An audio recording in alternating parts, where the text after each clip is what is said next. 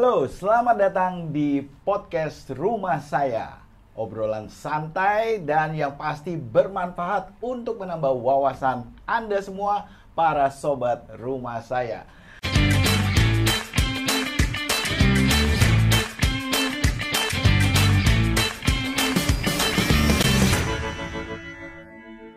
Dan bersama saya Louis Lee, pada hari ini kita akan membahas sebuah tema yang kayaknya pasti banyak yang belum tahu deh. Tapi ini penting. Ini masih ada kaitannya dengan episode yang lalu, yaitu komunikasi. Nah, sekarang kita akan membahas komunikasi mungkin dalam keluarga, bersama pasangan. Oke? Sudah bersama dengan saya, pasangan Hani dan Siska. Halo. Hai. Halo, malam. Selamat datang di rumah saya. Obrolan dengan Rumah Santo Yakobus. Santai. Terima kasih. Oke. Nah, sebelumnya silahkan memperkenalkan diri dulu kepada para sobat rumah saya nih. Oke, malam sobat rumah saya. Perkenalin nih, kami ini Hani dan ini istri saya Siska. Malam ini kami dapat kesempatan bagus untuk kami diundang ke podcast rumah saya ini. Dan ya sedikit perkenalan ya. Kami ini sudah menikah berapa tahun ya Sis? Berapa tahun? Nggak ingat ya. Nah ini. 13 ini tahun. ujian buat saya pertama kali ini. 13 tahun. Kita tuh untung ya saya lulus ya. 13 tahun kita menikah dan selama ini kami dikaruniai 2 orang anak. Saat ini kami melayani di persiapan pernikahan Yakobus di salah satu sesinya itu tentang seksualitas dan intimasi. Dan mungkin tadi sudah sedikit penjelasan ya dari Louis bahwa kali ini mungkin kita akan membahas sedikit tentang TOB. TOB itu apa? TOB apa tuh? Itu Inggris berarti, kalau Theology of the Body. Jadi kalau Indonesianya berarti teologi tubuh. Tapi ya kalau nanti masih bingung kita akan langsung lanjut. aja. Iya, langsung aja. Apa itu? Ya, teologi tubuh itu memang akhir-akhir ini cukup marak gitu ya. Cuma nggak terlalu sering juga untuk didengar ya. Sebenarnya teologi tubuh itu yang dicetuskan oleh Paus Yohanes Paulus kedua. Oke. Nah, itu bukan, dia nggak khusus bikin teologi tubuh gitu ya. Oh, saya bikin teologi tubuh, nggak. Tapi dia memberikan itu lewat audiensi setiap hari Rabunya itu. Dan akhirnya itu terbentuklah satu yang namanya teologi tubuh gitu. Nah, waktu itu memang kenapa beliau itu interest dengan tema itu karena pada zaman itu revolusi seksual itu cukup marak gitu ya. Dan akhirnya orang-orang itu apalagi di barat sana pada saat itu seksual itu diumbar dan akhirnya nilai dari tubuh itu jadi benar-benar turun gitu ya, tidak ada nilainya gitu ya. Nah, jadi beliau tercetus untuk bukan membuat ya, maksudnya menginisiasi itu yang namanya teologi tubuh gitu. Nah, tapi apa yang mau diomongin dari secara sekilas ya, yang mau diomongin dari teologi tubuh adalah bagaimana kita ini sebagai ciptaan Allah dengan tubuh dan jiwa, tubuh kita tuh sangat berarti dan itu menjadi satu kesatuan, cerminan tolak dari apa yang ada di dalam jiwa kita, spiritualitas kita terpancar di dalam tubuh kita. Oleh karena itu makanya Yohanes Paulus kedua itu mau menunjukkan bahwa apa yang terlihat tubuh kita ini adalah cerminan dari jiwa kita. Dan itu sesuai dengan martabat kita sebagai ciptaan Tuhan. Kan banyak kemerosotan ya, banyak distorsi yang menganggap bahwa tubuh itu sudah rusak jauh gitu. Nah, ini ingin diangkat lagi. Oke. Berarti mengembalikan apa istilahnya? Pemahaman bahwa tubuh itu ya Tuhan yang menciptakan dengan sempurna. Jadi harus apa ya dipakai? Mencari artinya. Mencari artinya. Arti tubuh kita ini di dalam kehidupan kita dan panggilan kita untuk mengasihi itu seperti apa untuk maksimalnya. Jadi kita nggak cuma sekedar hidup ini apa sih ini cuma nempel atau sesuatu yang jelek, enggak. Tapi sesuatu yang lebih tinggi lagi. Ini mau dikembalikan dari apa yang diomongin dunia. Integritas antara tubuh dan jiwa. Ya, yang waktu itu sudah cukup ditinggalkan ya. Ditinggalkan. Oke. Nah, tadi kalian sebagai untuk persiapan pernikahannya. Ya. Hubungannya apa? Maksudnya secara TOB ini dengan persiapan pernikahan yang biasanya dikasih. Nah, orang-orang itu sering salah kaprah ya. Bahwa teologi tubuh itu dikaitkan hanya dengan seksual mungkin. Ya, gitu ya. Nah, padahal teologi tubuh seperti sudah kita bilang tadi itu ya cukup luas, dan seksualitas ini merupakan terapan dari kita bisa belajar tentang seksualitas dari teologi tubuh ini gitu. Nah, jadi kenapa seksualitas itu berhubungan dengan teologi tubuh? Karena seksualitas itu berhubungan erat dengan tubuh. Karena hubungan seksual yang sejati itu melibatkan tubuh gitu kan, tubuh dan jiwa gitu kan. Nah, jadi kenapa di persiapan pernikahan itu pasangan suami istri itu bagus banget, dan ya menurut saya sih wajib ya mestinya untuk tahu apa arti dari tubuh mereka, apalagi mereka akan menikah bareng gitu kan dengan seorang pribadi yang lain dengan mereka perlu untuk mengetahui tubuh mereka seperti apa, dan ketika mereka masuk jenjang keperkawinan di mana mereka harus hidup selamanya ketemu tiap hari. Nah, ini siapa aku dan siapa dia. Dan itu perlu untuk pengetahuan di awal sebelum mereka masuk ke gerbang itu. Nah, apalagi ya kita ngomong ini aja ya positifnya, mereka akan memasuki satu wilayah baru yaitu seksual. Hubungan seksual yang mungkin belum pernah dialami ya sebelum pernikahan kan. Nah, itu adalah satu hubungan seksual itu adalah satu yang eksklusif dalam pasangan suami istri, dan itu mereka kan masuk ke sana gitu kan.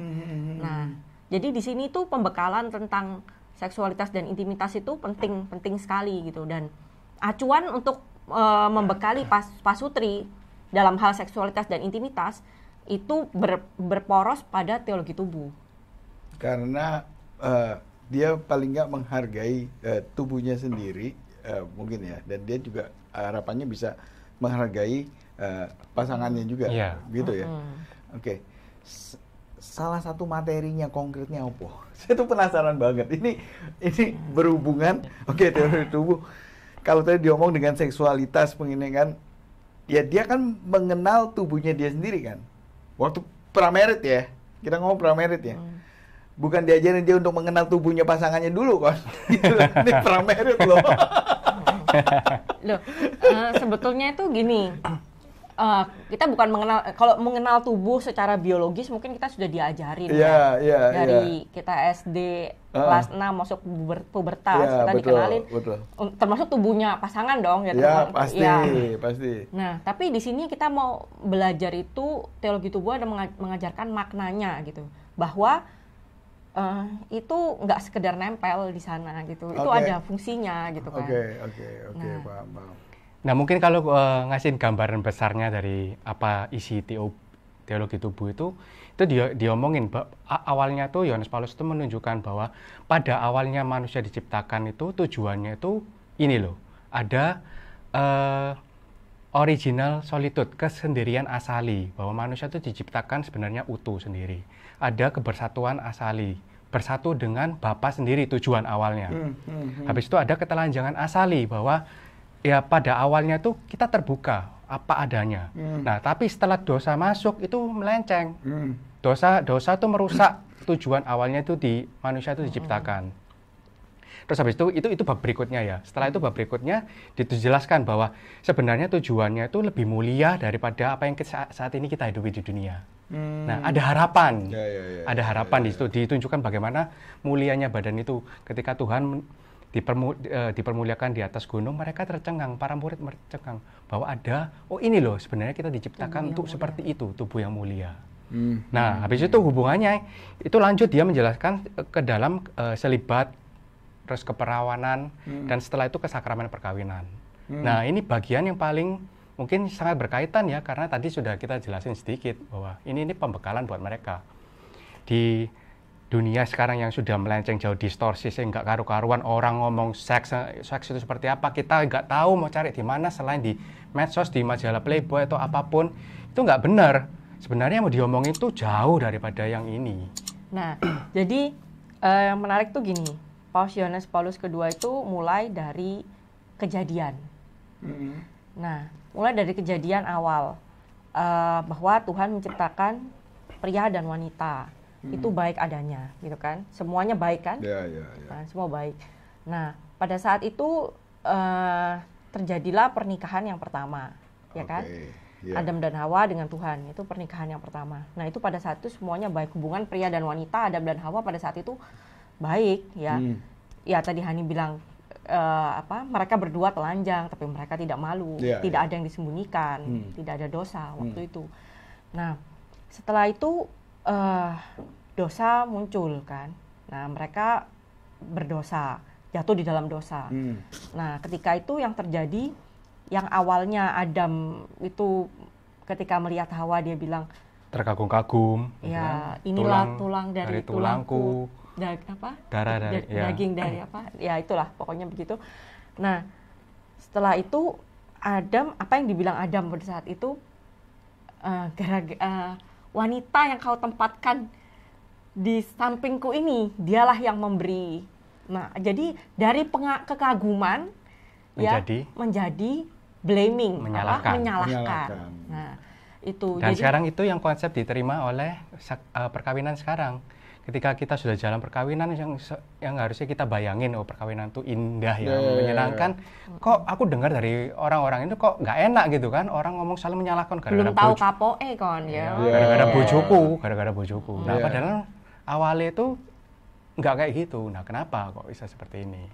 Nah, itu sih yang mau kita proyeksi bahwa sebenarnya itu nggak seperti ini, tapi bisa seperti di dalam keadaan di awal. Tapi itu tidak otomatis. Nah, dan gini, Yesus pun kalau kita lihat di Alkitab itu, ketika orang-orang bertanya pada Yesus, boleh nggak sih menceraikan pasangan istri? Kan? Yesus itu Musa aja boleh gitu kan? Musa bilang boleh loh. Kenapa kamu bilang nggak boleh gitu kan? Tapi Yesus tuh bilang, ya karena kebobalan hatimu lah Musa menulis seperti itu. Tetapi sejak awal mulanya tidaklah demikian. Nah, Yesus kembali juga refer ke poin awal pada mulanya. Jadi benar-benar di sini tuh Paus Yohanes Paulus II itu mau menunjukkan bahwa ya apa yang terjadi waktu saat itu ya, mungkin pada saat itu revolusi seksual, dan sekarang mungkin juga rasanya juga sudah lebih parah daripada dulu ya. Nah, itu tuh keadaan yang sudah melenceng jauh, pemahaman yang sudah salah yang dipahami oleh orang-orang gitu. Nah, bagaimana kita mau tahu apa yang benar ya? Kita kembali pada saat Tuhan menciptakan kita baik adanya gitu kan. Termasuk tentang isu gender dan lain-lain. Gitu. Nah, TOB sendiri kenapa, maksudnya saya nggak tahu ya, apakah memang diajarkannya ini di persiapan pernikahan untuk memasuki jenjang gerbang yang lebih baru, dia akan ketemu dengan pasangan dan hidup dengan pasangannya ya. Kalau lihat dari tadi itu kan sebetulnya lebih bagus kalau ditarik dari mulai anak-anak gitu. Iya. Iya kan? Iya. Sebetulnya ya kalau udah pasangan udah kasep lah. Iya. Dong. Ya udah kadung. Begitu tahu ya iya udah kadung gitu kan. Nah, oke, tapi kalau sekarang ya udahlah daripada enggak gitu kan ya. Sebelum masuk, saya cuma penasarannya tuh begini loh, Han. Kalau misalnya let's say kita ngomong apakah itu berarti kita diajarkan waktu pramerit ini ya, pramerit diajarkan untuk ini ngomong kata ya, mereka berdua masih polos lah, belum mengenal secara seksual secara satu dengan yang lain ya, okay. Lurus lah ya, betul ya. Malam pertama lah bisa menerima, maksudku gitu, ya. Iya. Ayo. Nah, itu tantangannya. Nah, iya. Jadi kemarin itu kita ketemu dengan siapa? Salah satu peserta marriage prep ya. Nggak sengaja ya kita ketemu gitu ya di satu restoran gitu. Ya kita membahas sedikit-sedikit bagaimana marriage prep di Yakobus, bla bla bla bla gitu. Oh ya bagus sih gini-gini. Yang lain sih yang ada psikologi saya bisa paham dan lain-lain. Tapi kalau yang punyanya kalian terus terang aku belum tahu gimana karena kan belum menjalani gitu kan. Nah, memang di sini itu kita nggak ya kita berpikiran ya tadi ya memang mereka dalam tahap belum menjalani ya kan. Belum menjalani. Tapi itu perlu diberikan.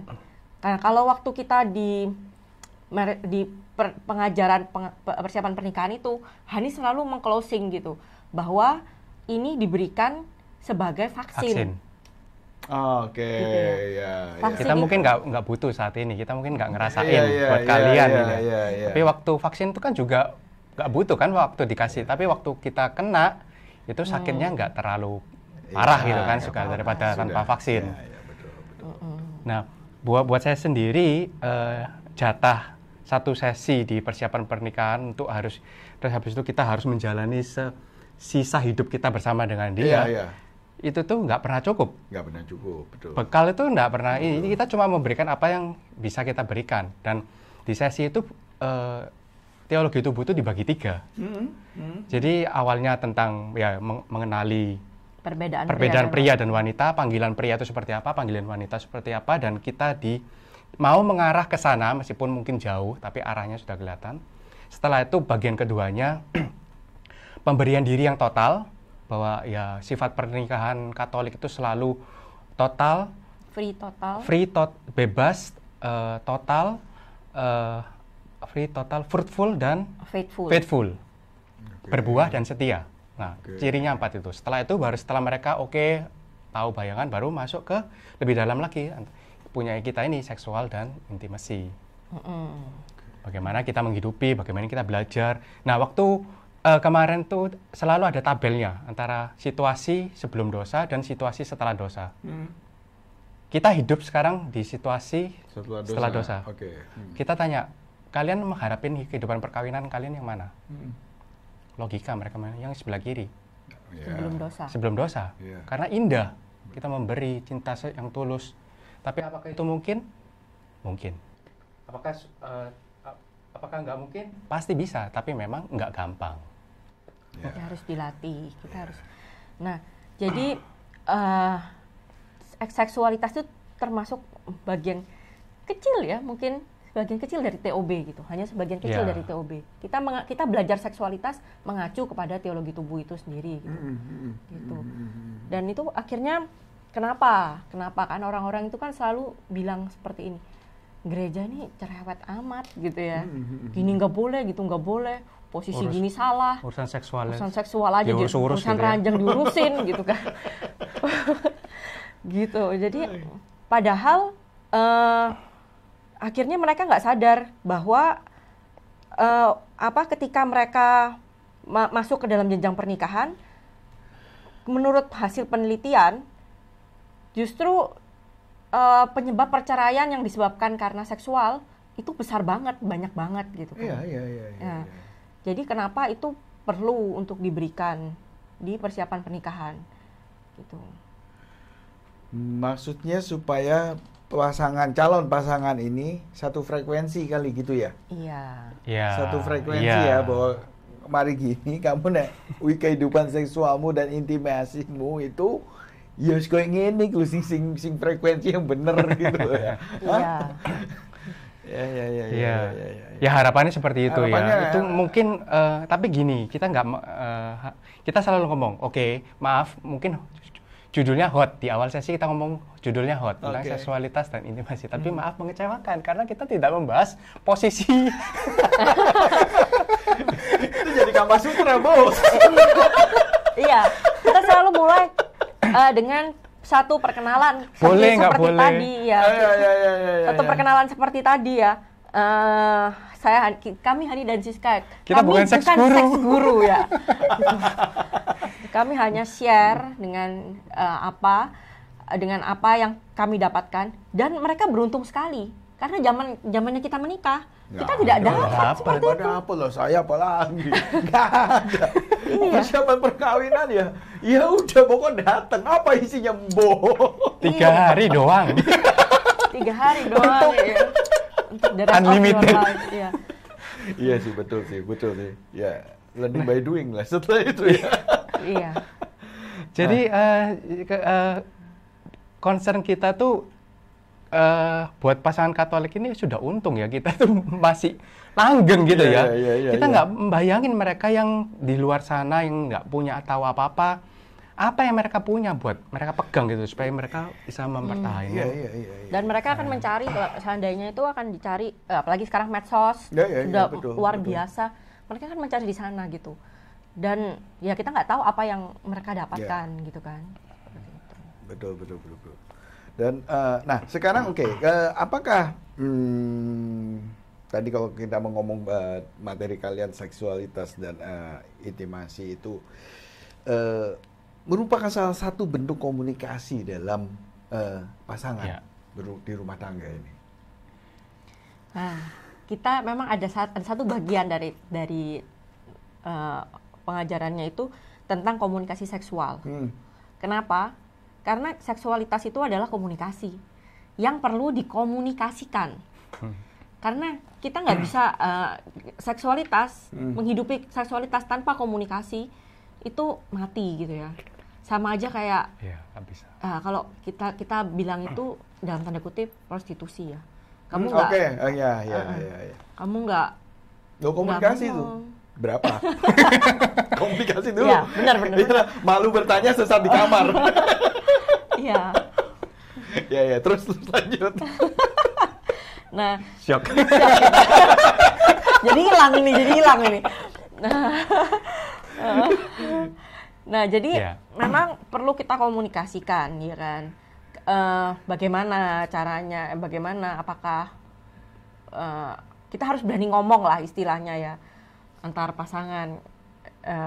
Suami mau seperti apa ngobrol lah, istri mau seperti apa ngobrol lah antar pasangan, berdua aja. Iya. Jangan diumbar keluar, aku maunya suamiku seperti ini, tapi aku ceritanya sama jangan bilang siapa-siapa ya. gitu kan. Jangan bilang siapa-siapa, semua orang tahu. Iya, itu kan kejadian tuh. Iya. Gitu. Dan akhirnya itu yang membawa kepada perselingkuhan. Dan juga jangan membuka aibnya pasangan. Iya. Betul ya. Iya, Kan? Kelemahan pasangan, kekurangannya pasangan, mungkin begitu ya, termasuk juga ya. Nah, tapi yang membuat lebih susah itu background masing-masing. Buat saya cowok itu ini ya, kita nggak pernah tahu kita tuh berangkat dari mana masing-masing dari kita. Luka seperti apa. Nah, pornografi itu masa lalu yang paling kelam yang bisa membawa bayangan kehidupan seksual suami istri itu rusak. Ya. Jadi saya nggak tahu, mungkin karena ya keracunan pornografi, kita beranggapan bahwa mereka tuh selalu setia setiap waktu. I see, ya, betul. Which is not. Ya.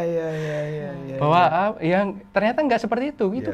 Nggak bisa, kita cuma datang pas pengen gitu kan, dan itu sudah berkembang di masyarakat kita bahwa dari yang cewek-cewek juga ngomong, kalau suamimu datang kamu harus siap sedia. I see. Ya. Padahal nggak seperti itu. Kita harus, kalau pria itu, kalau laki-laki itu selalu siap sedia. Setelah itu emotionally safe, ya.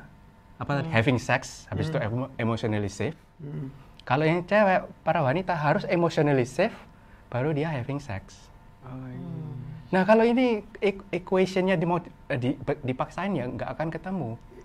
Iya, Ya, iya. cuma bisa dengan komunikasi. Harus dikomunikasikan dulu ya supaya Ya, kalau saya mau ini, oke, saya harus buat dia emotionally safe Iya, dulu. iya, iya, Setelah betul, itu, betul. oke, Oke. ini kemana? Nah, itu yang ya komunikasi. Tapi itu nggak gampang. Itu nggak gampang. Buat laki-laki untuk ngomong, ini, mungkin ini ya, kita punya pedoman ya, kita nggak memberi umpan ke ikan yang sudah ditangkap.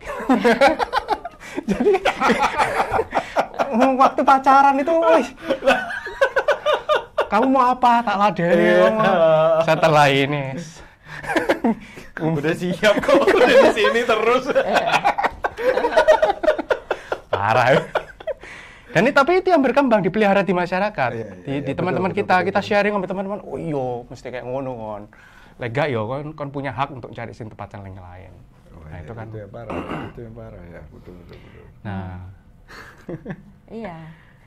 Jadi apa tadi yang siapa Luis bilang, masalah ya kita tidak menceritakan ya aib pasangan gitu ya. Kalau kita di Marriage Prep kita selalu bilang kayak gini istilahnya, what happen in bed stays in bed. Oke.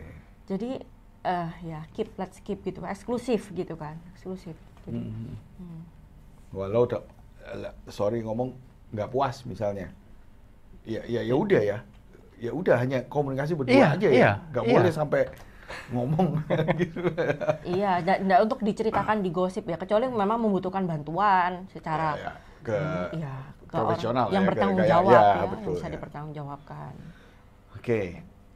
Kalau kita ngomong itu intimasi dan lain sebagainya, sentuhan, belayan itu termasuk komunikasi kan, mestinya. itu komunikasi fisik. Ya. Komunikasi fisik kan ya.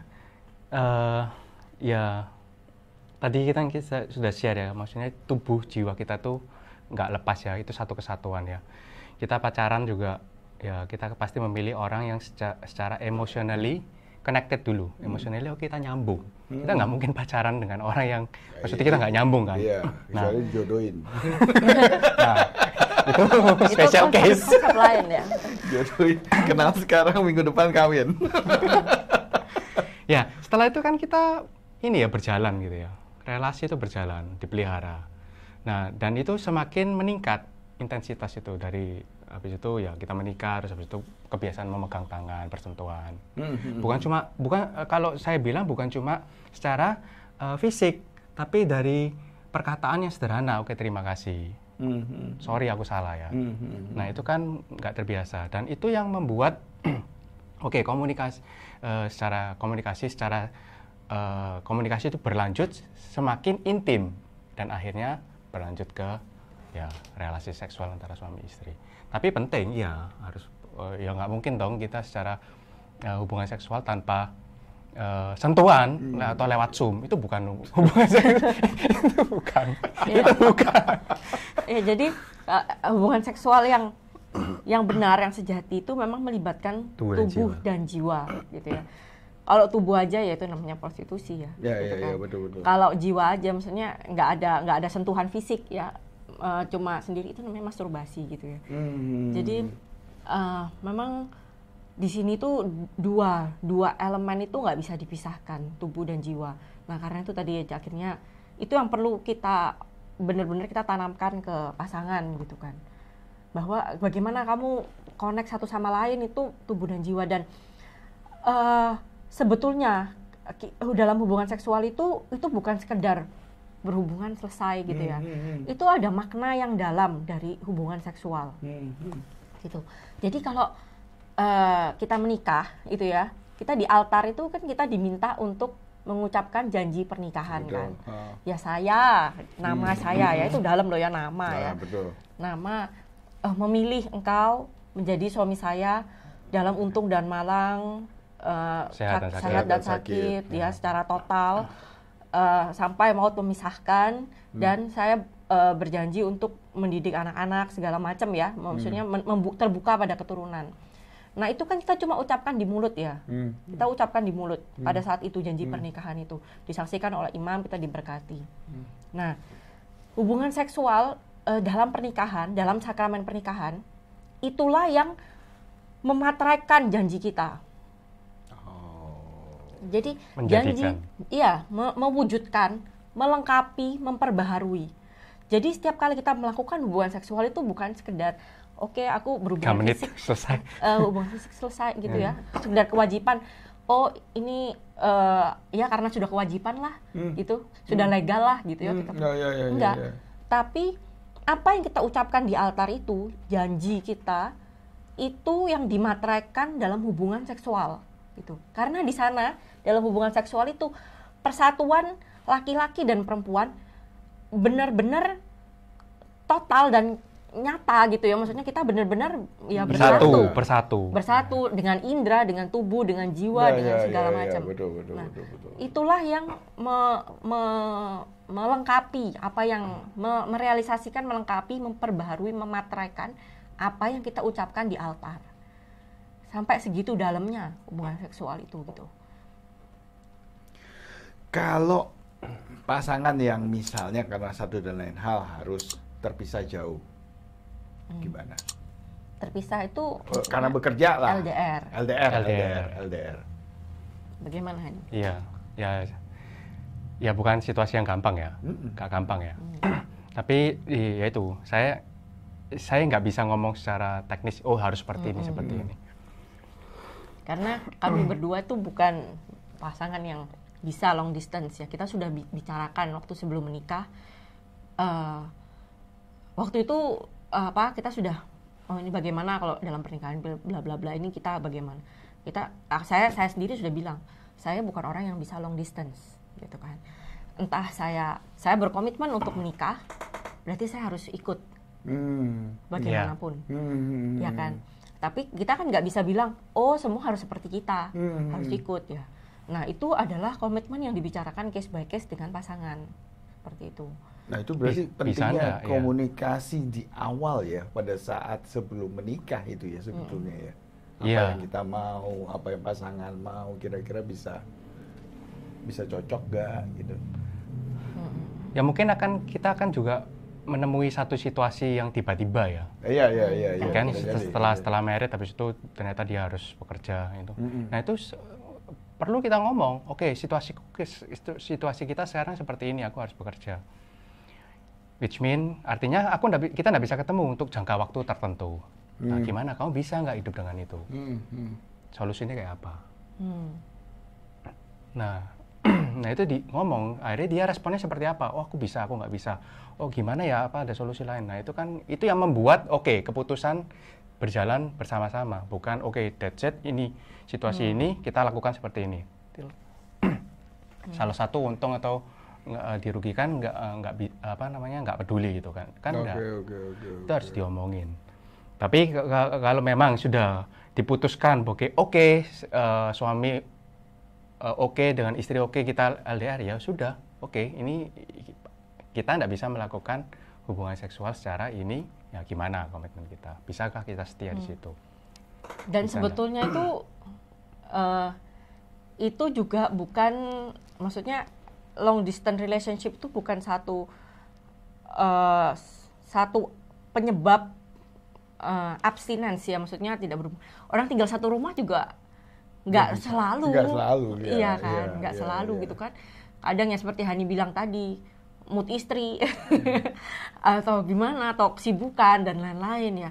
Nah, bagaimana pasangan itu juga belajar mengendalikan diri. Ya Hani tadi bilang ya nggak selalu, pasangan tidak selalu mau, bagaimana? Itu banyak loh ditanyakan oleh peserta marriage prep itu. Marriage preparation, bagaimana kalau ditolak istri gimana, gini-gini. Jadi mereka bertanya hal yang praktikal seperti itu gitu. Saya pikir itu sama seperti nafsu makan ya. Kita mau sampai sebatas mana kita mau ngeladeni nafsu makan kita. Kita mau makan maunya itu ya bisa aja. Tapi apakah kita mau membiarkan nafsu itu menguasai? Kalau nggak ada ini nggak bisa. Nah ini itu kan butuh latihan kecil setiap hari, dan akhirnya baru setelah itu Jadi prinsipnya pengertian, saling pengertian dan menghargai mungkin. Karena kan berbeda, maksudnya secara biologisnya ya, pria dengan wanita itu berbeda gitu kan. Pria itu lebih cepat, lebih pengen terus gitu kan. Pada pria itu kita selalu Selalu mau. Mau, tapi belum tentu mampu.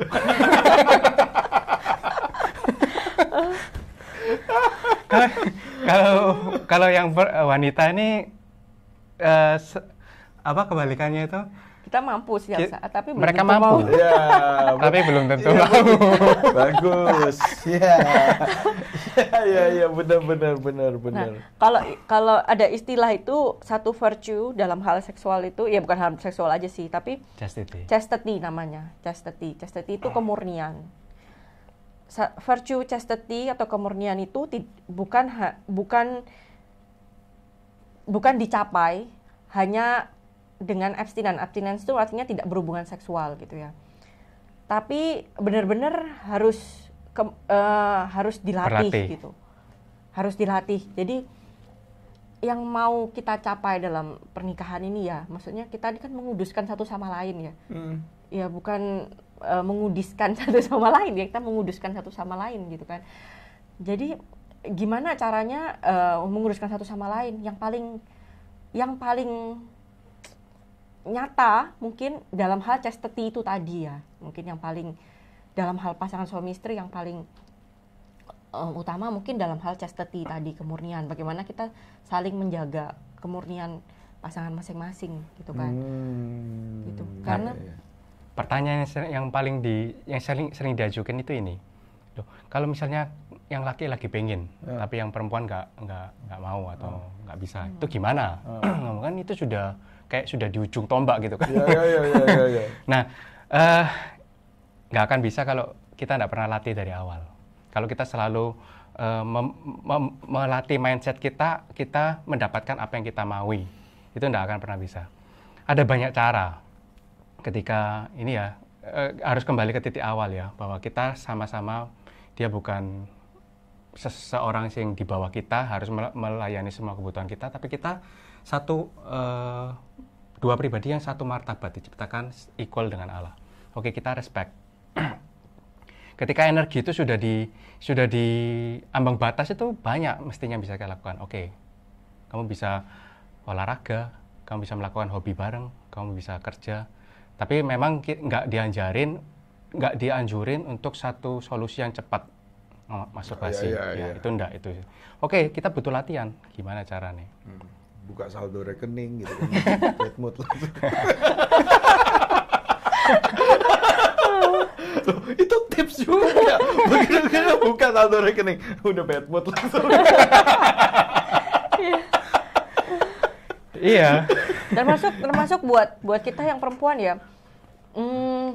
Kita itu gampang juga untuk jatuh ke ketidakmurnian, tidak chastity tadi itu ya. Kita bisa memanfaatkan tubuh kita bukan untuk memberikan diri kita kepada pasangan, tapi untuk mengambil keuntungan. Misalnya sekarang kan banyak tuh, kita minta apa, yang di medsos kan, kasih aja jatah, udah beres, kamu mau apa pasti dikasih gitu kan. Nah, memanfaatkan. Jadi chastity itu di sini tuh bukan cuma sekedar kita berhubungan seks dengan legal, tapi bagaimana kita murni gitu ya. Maksudnya kita dengan satu motivasi yang murni satu sama lain, memberikan diri untuk pasangan kita kan. Kasih itu kan memberi bukan mengambil gitu kan. Nah, jadi ketika Adam dan Hawa jatuh di dalam dosa, mereka sudah tidak dalam relasi yang memberi satu sama lain. Mereka berusaha untuk menyalahkan, mengambil keuntungan satu sama lain. Seperti itu. Itu yang kita mesti. Berarti motivasinya itu juga sangat penting ya pada saat. Oke. Tambah seru ini ya.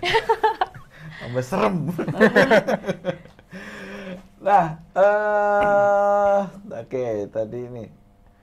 Kalau ini tadi kan saya nggak tahu ini wilayah Anda apa enggak untuk bicara. Anda kan pada pramerit ya. Kalau kita ngomong sekarang pasangan sudah puluhan tahun misalnya lah, kan bosen tuh mulai itu. Apalagi banyak reuni. Ini kayaknya pengalaman pribadi yang ditanyakan. Enggak lah. Pengalaman teman. Apalagi sekarang banyak reuni. Nah, udah mulai bosan. Gimana caranya? Ada tipsnya nggak mungkin? Ini pertanyaan susah ini. Iya. Kita harus masuk ke mesin waktu. Belum mulai reuni kita belum mulai reuni.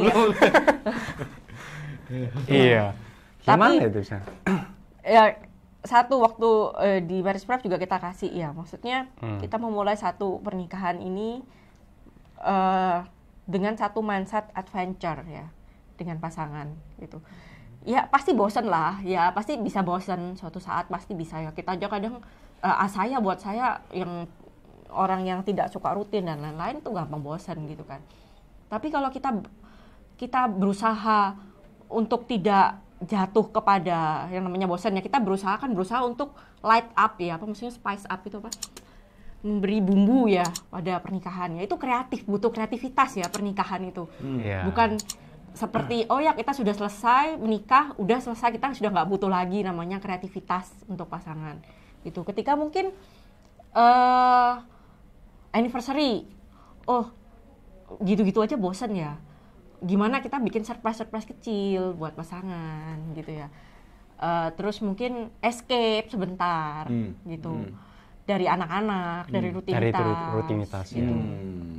Itu yang bisa membuat kehidupan pernikahan itu selalu baru gitu. Selalu dengan satu mindset adventure. Adventure itu kan kita nggak tahu tuh di depan itu ngapain ya. Ada apa ya. Betul. Nah, yang membuat selalu kita ada kejutan. Iya, yang buat kita bosan itu kan kita karena ya sudah paling gini. Sudah nyaman, sudah enak gitu kan. Untuk nyoba sesuatu baru di luar dari kebiasaan tuh nggak gampang. Dan itu kalau kita nggak pernah punya satu mindset atau kebiasaan untuk melakukan hal-hal sederhana, hal-hal yang baru bersama dengan pasangan, ya saya yakin itu lebih susah di waktu senja. Tapi ya kan nggak ada yang nggak mungkin kalau kita mau. Tapi tetap berarti kerjasama antara pria dan wanita ini ya harus kerjasama. Misalnya lah Siska bilang adventure bagian. Kalau kamu merasa aku nggak suka adventure, kan timpang juga akhirnya kan. Gitu. Jadi kesepakatan barengan ya dan ya udah gitu loh. Ayo asik bareng gitu loh kan. Iya, memang harus jalan bareng ya. Kalau jalan sendiri ya ngapain? Nggak bisa ya kan. Iya. Bisa bahaya, bisa ngajak buka jendela. Ngajak orang lain tuh, ayo jalan bareng saya. Nih bahaya itu. Oke. Menarik banget dan seru sekali acara ngobrol kita hari ini. Saya nggak nyangka ternyata topiknya menjadi seperti ini, keren. Tolong dikasih nanti ininya ya, labelnya ya. Dalam pengawasan orang tua. Dengarkannya harus dalam pengawasan orang tua ini ya. Nah tadi itu yang Luis sempat bilang kan bahwa memang sebetulnya nggak cuma untuk persiapan pernikahan aja, tapi memang dari anak-anak. Harapannya itu sedini mungkin. Betul. Dan kalau di Amerika itu ada, mulai dari anak-anak itu bagaimana menerapkan teologi tubuh ke anak-anak, ke remaja, itu ada di Amerika. Ada tingkatannya masing-masing. Ya. Harapannya ketika mereka sudah paham dengan teologi of the body ini kan ya mereka akan bertumbuh dengan tahu ininya ya, tahu apa istilahnya ya, patokannya ya. Bayangannya itu ke sana loh. Iya, enggak berbuat semena-mena pada tubuhnya, termasuk menyakiti tubuhnya, termasuk melakukan hal-hal yang bisa merusak tubuhnya. Kita mulai ini ya, ke anak kita umur kelas 5 SD, kita mulai sedikit-sedikit kita kasih sedikit-sedikit tentang ini gitu. Oke. Kayaknya kalau diterusin bakal akan terus dan tambah seru, tapi nggak apa-apa. Thank you banget udah datang ya, udah kasih penjelasan sedikit tentang TOB, tentang bagaimana komunikasi secara seksual juga pada pasangan ya. Adventure tadi juga asik, dan apa tadi yang selalu siap, selalu peace. Selalu apa? Kalau cowok-cowok tadi apa? Selalu bisa. Selalu mau, tapi belum tentu mampu. Kalau cewek selalu mampu, tapi belum tentu mau. Menarik. Yang diingat itu sama dia. Oke, thank you. Hani, thank you Siska udah datang dan kayaknya ini benar-benar menjadi sebuah membuka wawasan yang baru buat para sobat rumah saya. Oke, sobat rumah saya, tadi udah kita dengar sendiri gimana penjelasan sekilas ya, walaupun pasti masih panjang dan pasti akan lebih seru sih sebetulnya ya. Tapi karena waktu juga kita akan close dulu untuk materi kali ini, tapi mudah-mudahan ini bisa menjadi wawasan, membuat bertambah wawasan Anda dan menjadi berguna buat Anda. Jadi jangan lupa like, subscribe, dan juga share ke teman-teman Anda semua supaya materi ini bisa menjadi wawasan baru buat mereka. Oke, saya Louis Lee, pamit undur diri, selamat malam dan terima kasih. Bye-bye.